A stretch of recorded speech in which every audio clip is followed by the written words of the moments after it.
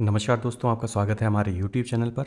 आज डेट है 24 अक्टूबर 2023 और आज दशहरा है। तो सबसे पहले दशहरा की शुभकामनाएं आप लोगों को।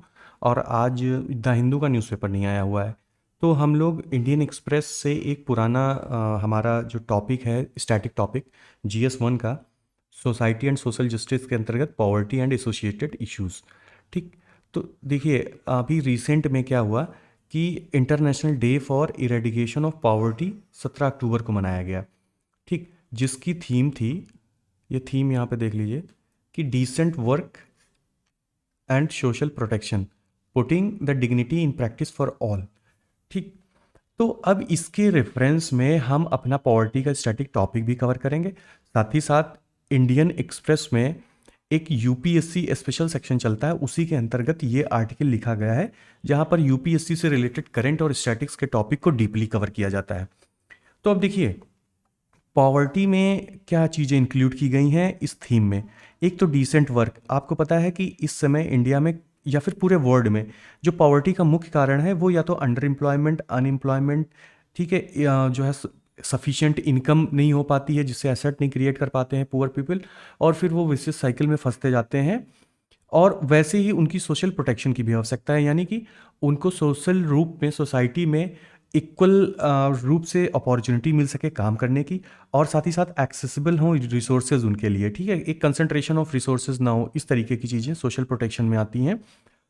और फिर उनकी डिग्निफाइड एक लाइफ हो, जो कि हमारे आर्टिकल 21 के अंतर्गत हमारी कॉन्स्टिट्यूशन में दी गई है। तो अब देखते हैं इस आर्टिकल में राइटर बात क्या करते हैं। देखो, सबसे पहले तो हमें पता होनी चाहिए कि पॉवर्टी क्या है, पॉवर्टी की डिफिनीशन क्या है। तो आप लोग एक वर्ल्ड बैंक की जैसे डिफिनीशन है उसको याद कर लीजिए, कि ये यहाँ पे देखिए, poverty is pronounced deprivation in well being. ठीक है, वेल बीइंग में डिप्राइवेशन है, इसके कई सारे डायमेंशंस होते हैं। दैट इंक्लूड्स लो इनकम, और लो इनकम के साथ में inability to acquire the basic goods and services. ठीक।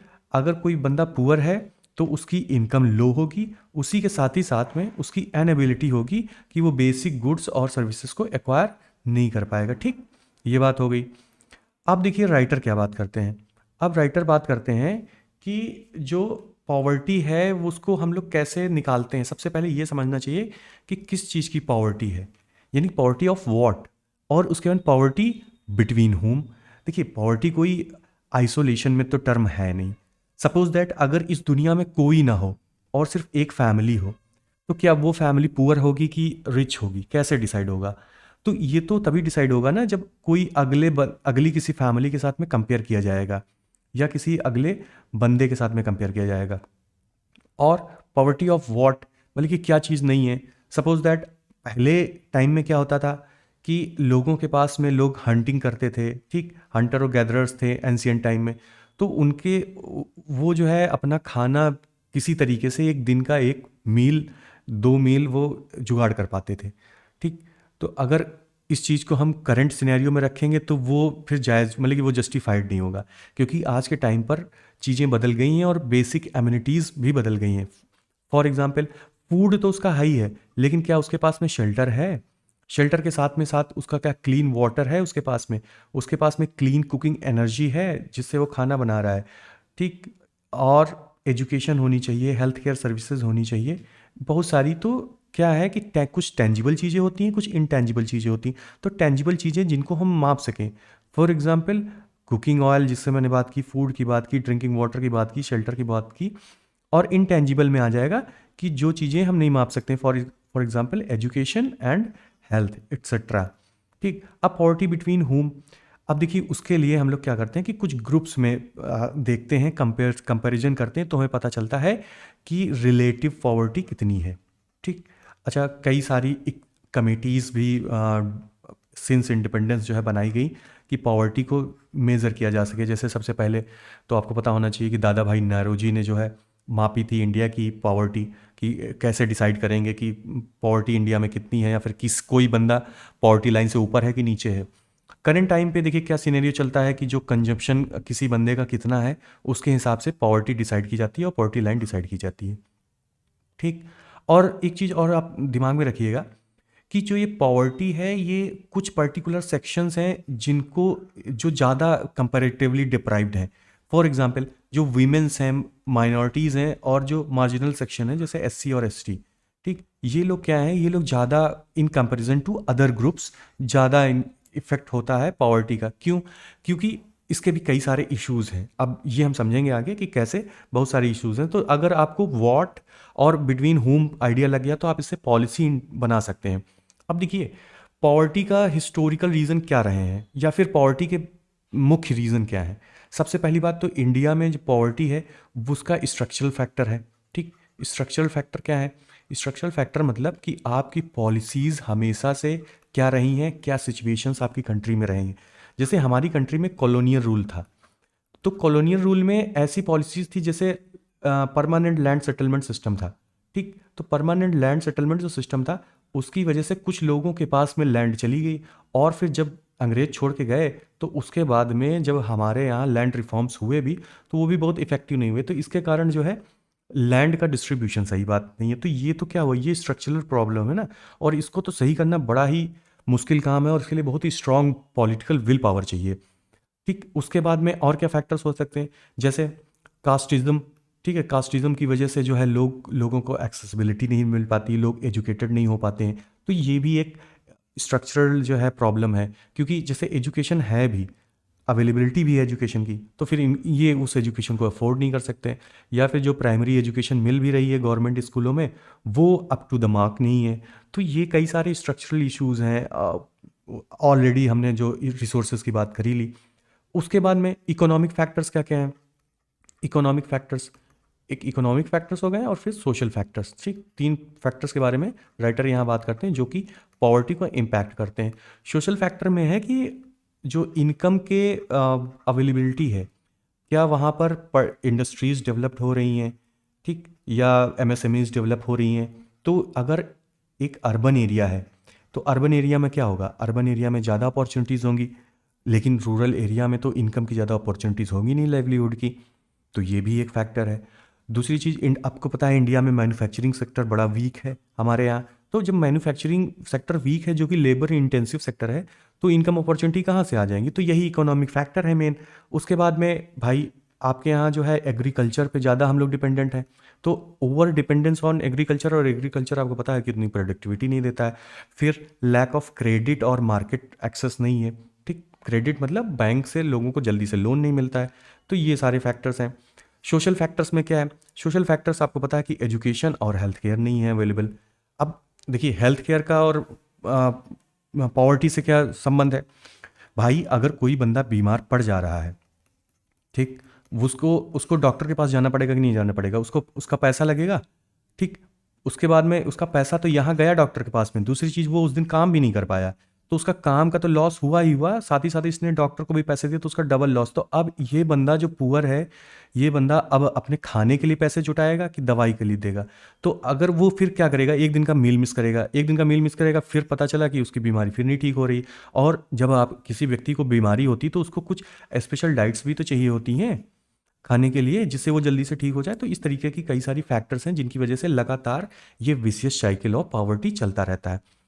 अब देखिए, आजकल जो एक बड़ा डिस्कशन चलता है कि और पॉवर्टी और पॉपुलेशन में क्या रिलेशन है। ठीक, पॉवर्टी और पॉपुलेशन में देखिए, बहुत सारे क्रिटिक्स जो हैं वो बोलते हैं कि जो पॉपुलेशन इंक्रीज हो रही है वो सिर्फ पॉवर्टी की वजह से हो रही है। ठीक, लेकिन राइटर क्या बोलते हैं, नहीं, आप ऐसा सिर्फ नहीं कह सकते हैं कि जो पॉपुलेशन इंक्रीज हो रही है वो सिर्फ पॉवर्टी की वजह से हो रही है। पॉवर्टी तो है ही है। पॉवर्टी की वजह से क्या है कि पॉवर्टी की वजह से पॉवर्टी की वजह से लोग एजुकेटेड नहीं हैं। ठीक, एजुकेटेड ना होने की वजह से अनअवेयर हैं कि उनको बच्चे पैदा करने चाहिए कि नहीं करने चाहिए। दूसरी चीज़, एक तो ये फैक्टर हो गया जो निगेटिव में आता है इसके लिए कि अनअवेयर हैं, अनएजुकेटेड हैं। ठीक है, और एक गवर्नमेंट की यहाँ पे कमजोरी ये है कि गवर्नमेंट जो है फैमिली प्लानिंग वाली जो सर्विसेज हैं वो ठीक से नहीं दे पाती, यानी जो कॉन्ट्रासेप्टिव्स हैं या फिर जो मेल कॉन्ट्रासेप्टिव चीज़ें हैं वो नहीं प्रोवाइड कर पाती है। ठीक है, तो फैमिली प्लानिंग वाली जो सर्विसेज हैं ये नहीं दे पा रही हैं। उसके बाद में पॉवर्टी की वजह से क्या होता है कि जैसे कुछ लोग होते हैं वो सोचते हैं कि अगर हमारे यहाँ मान लीजिए 4 बच्चे हुए तो ऐसा पॉसिबल सोचते हैं जो पुअर होते हैं कि 1-2 लोग तो ख़त्म ही हो जाएंगे, 1-2 बच्चे, क्योंकि भाई हम ठीक से हेल्थ की जो सर्विसेज प्रोवाइड नहीं कर पाएंगे तो एटलीस्ट 2 तो बच ही जाएंगे ना। इस तरीके की भी चीज़ें होती है। कई बार ऐसा भी होता है कि इन पुअर्स को लगता है कि सबसे पहले तो ये एक्सपेक्टेंसी, लाइफ एक्सपेक्टेंसी इनको कम लगती है, ठीक। दूसरी चीज़ ये लाइफ एक्सपेक्टेंसी, दूसरी चीज़ इनको लगता है कि मोर हैंड्स होंगे तो मोर इनकम होगी, ठीक। यानी कि ज़्यादा बच्चे अगर हमारे पास होंगे तो हमारी इनकम ज़्यादा होगी, तो ये भी एक कारण होगा। तो ये सब एन एजुकेशन का मैटर है। उसके बाद में पॉपुलेशन, अगर पॉपुलेशन बढ़ रही है तो देखिए पॉपुलेशन सबसे पहली बात तो कि जो रिसोर्सेज होंगे कंट्री के उसके उसको स्ट्रेन करेगी। तो जब पॉपुलेशन ज़्यादा है, रिसोर्सेज कम है, फॉर एग्जांपल एक पैच ऑफ लैंड है, अभी एक बंदा है, एक परिवार में पहले एक लड़का था, फिर उसके 2 लड़के हुए, फिर इनके 3-3 4-4 लड़के हो गए, तो रिसोर्सेज तो बढ़ते चले जा रहे हैं ना। तो इस आने वाली पीढ़ी के लिए तो फिर से वो पॉपुलेशन जो है पॉवर्टी हो जाएगी। तो पॉपुलेशन और पॉवर्टी का बड़ा इंटरडिपेंडेंस है, दोनों का बड़ा रोल है। उसके साथ ही साथ में कुछ एक्सटर्नल फैक्टर्स भी हैं जिनकी हमने यहाँ पे डिस्कशन किया, जैसे education, health services, family planning services और लोगों को अवेयरनेस फैलाना, ठीक है। तो ये सारी चीज़ें पॉपुलेशन और पॉवर्टी का जो इंटर रिलेशन है वो हमने डिस्कस कर लिया, ठीक। अब अगली बात आती है कि इनइक्वालिटी और पॉवर्टी की बात करते हैं। राइटर यहाँ पे इनइक्वालिटी, हंगर की बात करते हैं और पॉवर्टी की। अब देखिए अभी तक हमने इसमें क्या डिस्कस किया, इस टॉपिक में सबसे पहले तो हमने डिस्कस किया कि प्रॉब्लम्स मतलब कि फैक्टर्स क्या क्या हैं, ठीक। स्ट्रक्चरल फैक्टर हमने डिस्कस किया, इकोनॉमिक फैक्टर डिस्कस किया, सोशल फैक्टर डिस्कस किया। फिर हमने देखा कि पॉवर्टी और पॉपुलेशन में क्या है। अब हम देखेंगे कि पॉवर्टी एंड इनइक्वालिटी क्या है, पॉवर्टी एंड इनइक्वालिटी में क्या रिलेशन है। अब देखिए जो इनइक्वालिटी है वो इनइक्वालिटी कई लेवल पर है। एक तो इनकम लेवल पर इनइक्वालिटी है, ठीक। अब इनकम लेवल पर भी कई तरीके की है, जैसे अगर हम फीमेल्स में देखेंगे तो फीमेल्स को आपको पता ही कि जो है वेजेस कम मिलते हैं इन कंपैरिजन टू जो है मेंस, ठीक। ये तो एक अलग रिस्पेक्ट हो गया।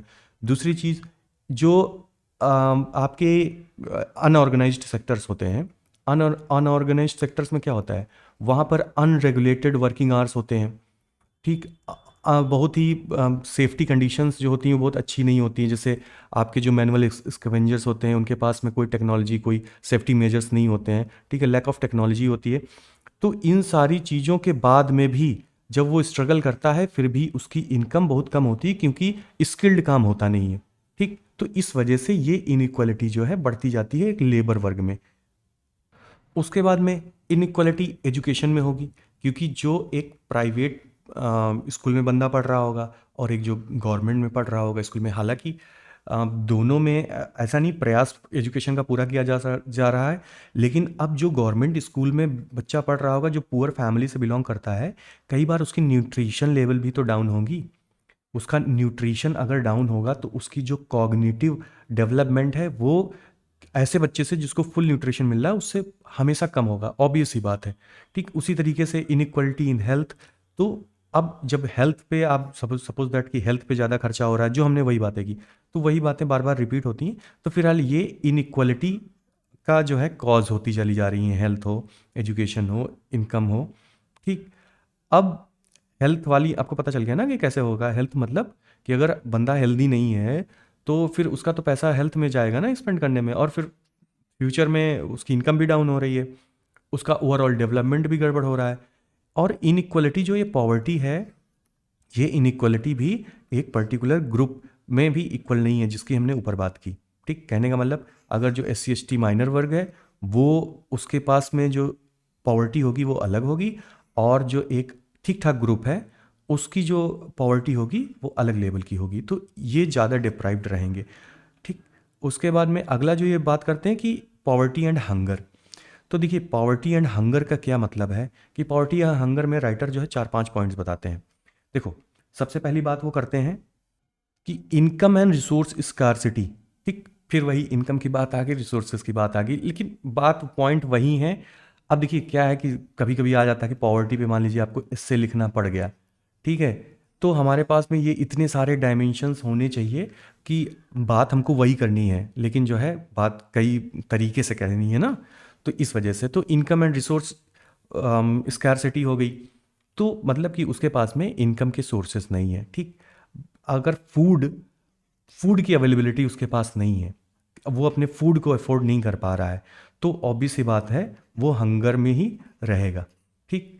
क्यों नहीं फूड को एक्सेस कर पा रहा है? क्योंकि उसकी इनकम ही इतनी सफिशिएंट नहीं है, ठीक, लिमिटेड फिनेंशियल रिसोर्सेज हैं उसके पास में। और उसके साथ ही साथ में उसको भैया अपने शेल्टर पे भी तो खर्चा करना है इस इनकम से, शेल्टर पे खर्चा करना है, मेडिसिन पे खर्चा करना है, अपने कपड़ों पे खर्चा करना है। तो कहाँ पॉसिबल है आप बताइए? उसके बाद में एक्सेस टू फूड, अगला पॉइंट बताते हैं। तो एक्सेस का फूड का मतलब कि देखिए, एक्सेसिबिलिटी अलग चीज़ है।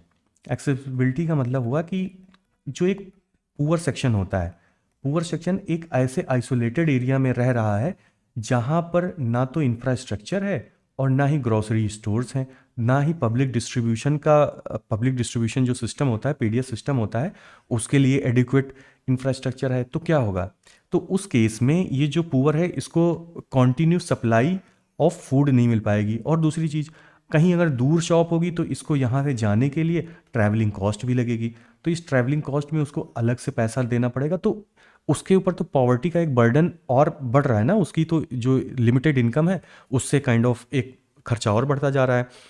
तो ये बताया जाता है कि जो लोक नीति सीडीएस है, एक वो है, क्या नाम है, एनजीओ, लोक नीति सीएसडीएस। तो लोक नीति सीएसडीएस कहता है कि जो दिल्ली में 16% लेबर्स ऐसे हैं जो कि पीडीएस शॉप से अपना वो नहीं मतलब कि एक्सेस कर पाते हैं, अब जो उनका फूड मिलना चाहिए, फूड ग्रेन्स उनको, जैसे अपने यहाँ जो राशन शॉप से फूड्स मिलते हैं उसमें से 16% दिल्ली के लेबरर को नहीं मिल पाते। क्यों नहीं मिल पाते? क्योंकि भैया दिल्ली में यूपी का राशन कार्ड थोड़ा नहीं चलेगा, इसीलिए तो one nation one ration card की बात होती है। उसके अंदर अंडर एम्प्लॉयमेंट, अनएम्प्लॉयमेंट की बात हो गई। जितना चाहिए इनकम किसी भी एक फैमिली को सस्टेन करने के लिए, उतनी इनकम वो कमा ही नहीं पा रहे हैं। और रेगुलर एम्प्लॉयमेंट है भी नहीं। फॉर एग्जांपल, किसी बिल्डिंग में अगर कंस्ट्रक्शन का काम लगा हुआ है और वो कंस्ट्रक्शन का काम ख़त्म हो गया, या फिर जो भट्ठे पर जो लेबरर्स काम करते हैं, इन भट्ठों पर क्या होता है, एक सीज़न में ही तो ईंटा पाथा जाता है। जब ईंटा बनता है तो ईंटा उसके बाद में फिर जैसे बारिश का मौसम आया तो फिर ईंटा करीब 2-3-4 महीने काम बंद रहता है। तो उस केस में तो उनकी जो लाइवलीहुड सस्टेनेबल नहीं है ना, सस्टेनेबल मतलब कंटिन्यू नहीं है ना उनकी लाइवलीहुड। उसके बाद में हेल्थ केयर एंड न्यूट्रिशन, वही चीज़ कि अगर जो है हेल्थ इश्यूज़ होंगे तो वो जो है फर्दर हंगर को बढ़ाएंगे, क्योंकि आपकी मेडिकल कंडीशन है, आपको स्पेशल डाइट चाहिए, आपको ट्रीटमेंट चाहिए, तो आपका पैसा वहाँ जाएगा, तो आपके घर में हंगर के ज़्यादा इश्यूज़ होंगे। चाइल्ड हंगर एक बहुत बड़ा इशू है। चाइल्ड हंगर क्यों इशू? चाइल्ड हंगर सबसे इंपॉर्टेंट इशू इसलिए है क्योंकि चाइल्ड हमारे फ्यूचर्स हैं, और इनमें अगर माल न्यूट्रिशन होता है या अंडर न्यूट्रिशन होता है तो उस केस में इनकी, आपको पता है, स्टंटिंग, वेस्टिंग और फिर मॉर्टेलिटी भी हो जाती है कई बार। कॉग्निटिव इनकी जो एबिलिटी होती है लर्न करने की, वो भी डाउन हो जाती है। तो इस तरीके की कई सारे फैक्टर्स हैं जिसकी वजह से चाइल्ड हंगर बहुत ज़्यादा नुकसान कर रहा है, ठीक। तो ये सारे पॉइंट्स हो गए हंगर से रिलेटेड, यानी कि पॉवर्टी की वजह से और हंगर की वजह से क्या चैलेंजेस आते हैं।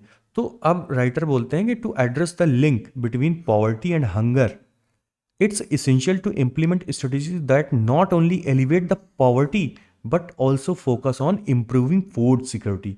यानी फूड सिक्योरिटी की इंपॉर्टेंस भी जरूरी है। एक हमारे पास एक जल्दी ही में हम लोगों ने टॉपिक डिस्कस किया था फूड सिक्योरिटी के ऊपर, बहुत ही डिटेल्ड, ठीक है।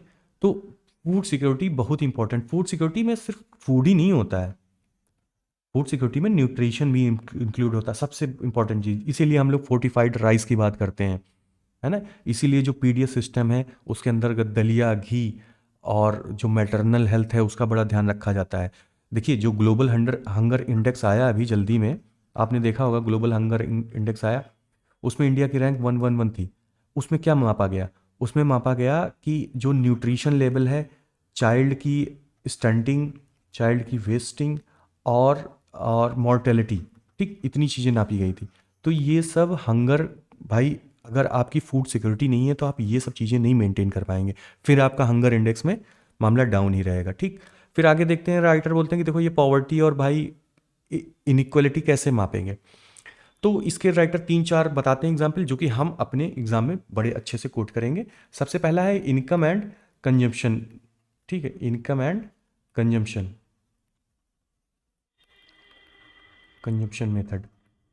अब इसमें क्या होता है कि जो एक फैमिली कितना इनकम कर रही है और कितना कंज्यूम कर रही है, तो पहले इनकम को ज़्यादा माना जाता था लेकिन अब इनकम को नहीं माना जाता है।